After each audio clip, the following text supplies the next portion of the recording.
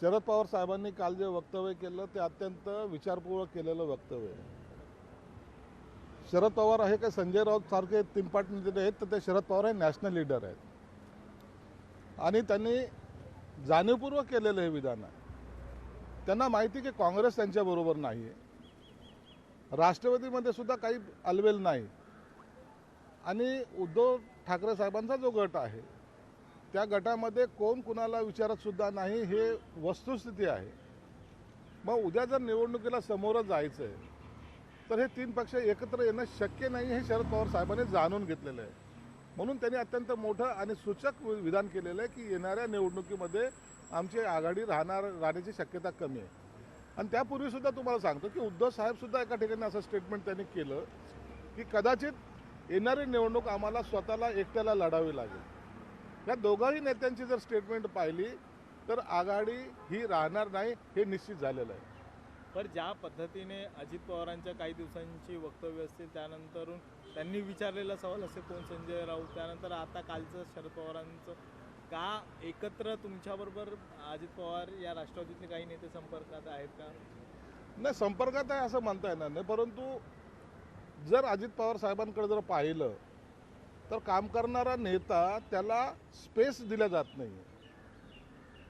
त्यांच्या कार्यकारिणीच्या बैठकीला त्यांना बोलवलं जात नाही. इतकं कोणतंही महत्त्वाचं काम नव्हतं. आता परवा दिवशी जर पाहिलं तर असलेले 2 कार्यक्रम सोडून अजितदादा येऊ शकतात, परंतु त्यांना बैठकीला बोलवलं नाही हे तेवढं सत्य होतं. आताही मी सांगतो की येणारी 1 तारखेची जी काही वज्रमूठची जी काही सभा आहे ना, त्या ठिकाणी अजितदादाला खुर्ची नसणार आहे हे मी तुम्हाला ठामपणे सांगतो. नसता त्यांनी करावी ना. माझं विधान खोटं आहे हे जर सिद्ध करायचे असेल तर 1 तारखेच्या वज्रमुठीमध्ये त्यांनी अजितदादाला खुर्ची ठेवावी आणि अजितदादाचं सुद्धा भाषण होऊ द्यावं. म्हणजे कुठेतरी बिनसलेलं आहे.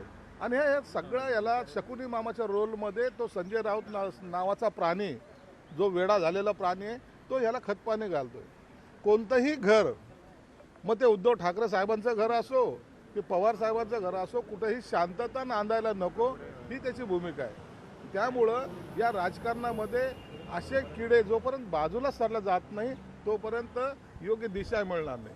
आज जर तुम्ही पाहिलं तर पहिलेही राजकारणामध्ये एकमेकांच्यावर आरोप केले जायचे, परंतु एवढ्या खालच्या पातळीचे नीच आरोप करणारा हा एकमेव व्यक्ती आहे जो रोज सकाळी भोंगा त्याचा जो वाचतो ना, त्या भोगण्याच्या माध्यमातून लोकांना घाणच ऐकावं लागतं, कधी चांगलं त्याच्या तोंडातून निघत नाही.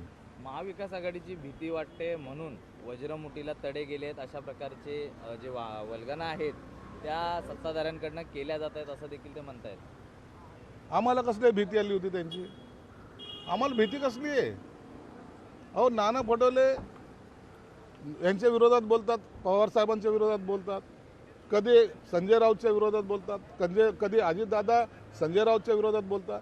ते त्यांच्यातच बेबनाव आहे. आम्हाला त्यांच्याशी धोका असण्याचं काहीच कारण नाही आहे. पण ते दुसरीकडे असं पण म्हणतात की 1 तारखेच्या वज्रमुठसाठी आम्ही एकत्र महारॅली देखील काढू. रॅली काढा, परंतु अजितदादाला तिथं स्टेजवर बसायला खुर्ची द्या रे बाबांनो, एवढं त्यांना विनंती.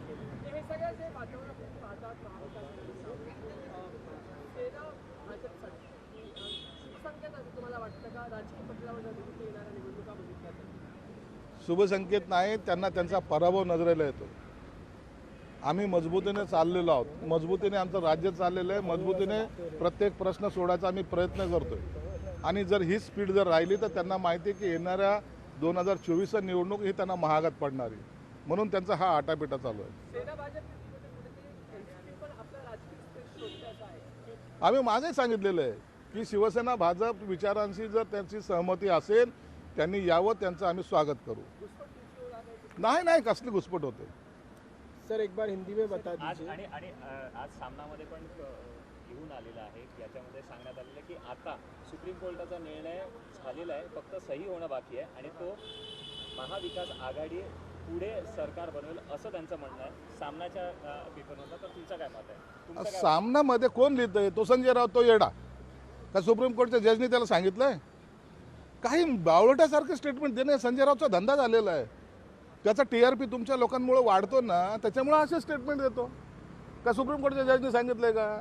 झालं, निकाल झालाय, सही झालेली ना, आता हे सगळं सरकार जाणार आहे. मूर्खाच्या नंदवनात वावरतो तो खऱ्या अर्थानं ज्याला काय म्हणता येईल शब्द आहे त्याचा, लायझनिंग ऑफिसर आहे तो, लायझनिंग ज्याला म्हणतात ना, हा दलाल. त्याच्यामुळं त्याच्या स्टेटमेंटला आम्ही महत्त्व देत नाही. सर, संजय राऊत यांनी ट्विट केलेलं आहे, महाराष्ट्राचे सध्याचं राजकारण जे आहे ते खेचाखेची, पोरापोरी आणि शेवटी शरणागती. त्यांनी थेट जय महाराष्ट्र त्याच्या तोंडातली शब्दाची जर एखादी पुस्तक लिहायला सुरुवात केली ना, तर पहिला शब्द तर अखेरच्या शब्दापर्यंत त्याच्या इथले घाण बोलणारा महाराष्ट्राच्या राजकारणामधला दुसरा व्यक्ती कोणी नाही, हे तेवढं आपल्याला लक्षात येईल. सर, हिंदी में जानना चाहेंगे, शरद पवार ने जो स्टेटमेंट दिया है कि आज महाविकास आघाड़ी है, कल नहीं हो सकती है, उस पर देखिए, शरद पवार जैसे ज्येष्ठ नेताओं ने जब कहा है तो उसके पीछे कुछ ना कुछ बेस होता है. आप देखते होंगे कांग्रेस और राष्ट्रवादी या तो उद्धव ठाकरे गठ, ये इनकी कभी भी बैठक नहीं होती. कभी उद्धव साहब उठ के चले जाते हैं शरद पवार के पास, कभी लेकिन कांग्रेस वाले जाते हैं और किसी के पास. तो ये इनमें तालमेल नहीं है, और जहाँ तालमेल नहीं होता वहाँ सरकारें नहीं बनती. इसलिए इनका तालमेल नहीं होगा, ये जगह का अलायंस नहीं होगा, और इसलिए इनको अलग अलग लड़ना है. इसके पहले भी नाना पटोले ने खुद कहा है कि हमारा रास्ता अलग है. बाद में उद्धव साहब ने भी कहा है कि हम अकेले लड़ेंगे, ऐसा हमें लगता है. बाद में शरद पवार ने सबसे बड़ा स्टेटमेंट दिया है कि आघाड़ी हो नहीं सकती, ऐसा मुझे लग रहा है. इसका मतलब ही ये होता है कि 2024 में लोकसभा हो या विधानसभा हो, आघाड़ी रहने वाली नहीं है. सब इंडिपेंडेंट लड़ेंगे, और हम मजबूती से सेना बीजेपी बोल के लड़ने वाले हैं. राष्ट्रवादी के कुछ लोग आपके संपर्क में हैं? हमारे संपर्क में आने की कोई ज़रूरत नहीं है. वो उनके अंदर ही इतना बेबनाव हो चुका है. वो अजीत दादा को साइड ट्रैक करना चाहते, वो अच्छे एक नेता को बढ़ने नहीं देना चाहते. इसलिए राष्ट्रवादी के अजीत दादा पवार क्या भूमिका लेते हैं, इसके ऊपर सब डिपेंड होता है. वज्रमुख सभा है अभी, तो उस पर आपका क्या देखते हैं आप? वज्रमुठ सभा ये नाम देने से नहीं होता. मैं खुद को पहलवान बोलूँ तो दिखना तो चाहिए ना, पहलवान है हूँ करके. ऐसे नहीं होता कभी. उसके लिए तुम्हारे में उतनी ताकत होना चाहिए. आज देखेंगे 1 तारीख को जो वज्रमुठ सभा होने वाली है, वहाँ अजीत दादा को खुर्ची नहीं रहेगी. ये मैं आपके चैनल के माध्यम से पूरी दुनिया को दिखा रहा हूँ. सर, आज जो डीसीएम और डीसीएम की बैठक है, जहाँ पे वाटर लीकेज का और वाटर लीकेज का इशू देखने वाले हैं और हीट वेव का, तो आज की बैठक में क्या हुआ है? आज की बैठक अभी चल रही है. वहाँ वो बड़े लोगों के बड़े स्तर पे उनकी बातें होगी, उसका डिसीजन शायद 10-15 मिनट के बाद बाहर आएगा. अजीत पवार को जो सीट नहीं दिया जाएगा, आपको बोल रहे हैं, तो उसकी वजह क्या हो सकती है? उसकी वजह यही कि है, अजीत पवार दादा जो है अच्छे खासे नेता है, ग्राउंड लेवल से जुड़ा हुआ नेता है. उसको अगर बढ़ावा देंगे तो बाकी के लोगों का नेतृत्व जो है तो पीछे जाएगा, और वो नहीं चाहते कि हम पीछे जाए और अजीत दादा आगे जाए.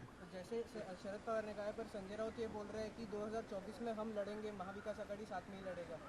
वो लड़ेंगे मतलब इलेक्शन नहीं लड़ेंगे, वो आपस में लड़ेंगे, घर में लड़ने वाले. इलेक्शन थोड़ी लड़ना है उनको, आपस में लड़ना है और घर में लड़ना है उनको. लोकशाही मराठी ऐका, पहा,